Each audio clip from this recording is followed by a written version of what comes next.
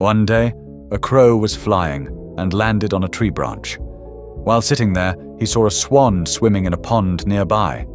The swan had bright white feathers, and some villagers came to admire its beauty.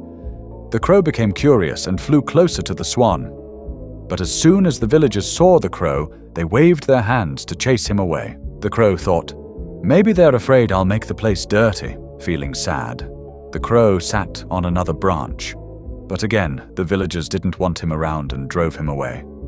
The crow felt hurt. He saw how people loved the swan for its beautiful feathers, but no one liked him. With a heavy heart, the crow left the village and flew deep into a forest. Sitting on a tree branch, he started crying. He said to himself, "People hate me because of my black feathers. If only I had white feathers like the swan, I would be happy too." An old crow passing by saw him crying and asked, "Why are you so sad, young one?" The crow replied, "I hate my black feathers. They look so ugly. Nobody likes me." The old crow smiled and said, "If you could look like any bird, which one would you choose?" The crow quickly said, "I want to look like the swan. Everyone admires it," the old crow said. "There is a magical spring deep in the forest.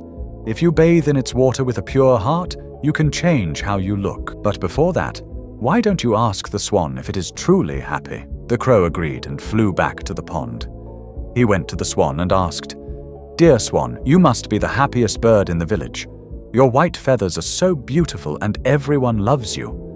Are you happy?" The swan looked down and said, "Thank you for your kind words.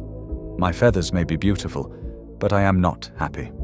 People keep me as a pet and I cannot live freely. When I grow old, they might even use me for my meat.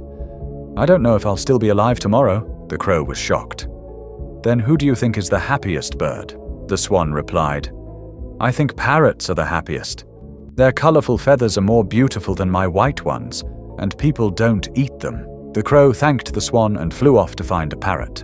After searching for some time, he found one sitting on a branch. The crow said, "Dear parrot, your colorful feathers are so lovely. You must be the happiest bird." The parrot sighed and said, "My feathers are pretty, but because of them, people put me in cages. I spend my life locked up and I'm always scared." The crow felt even sadder. He asked, "Who do you think is the happiest bird?" The parrot replied, "The peacock must be the happiest bird. People admire its beautiful feathers and they give it a big space to live in." The crow flew to a zoo to meet a peacock. He saw the peacock spreading its colorful feathers while many visitors admired it. The crow said, "Dear peacock, you are so beautiful. Your feathers are amazing. You must be the happiest bird in the world." The peacock looked at the crow and said, "No, my friend, I am not happy. People take my feathers and sell them. It is painful when they pluck them, and it keeps happening again and again. I wish I could live freely like you. No one bothers you, and you can go wherever you want." Hearing this, the crow was surprised.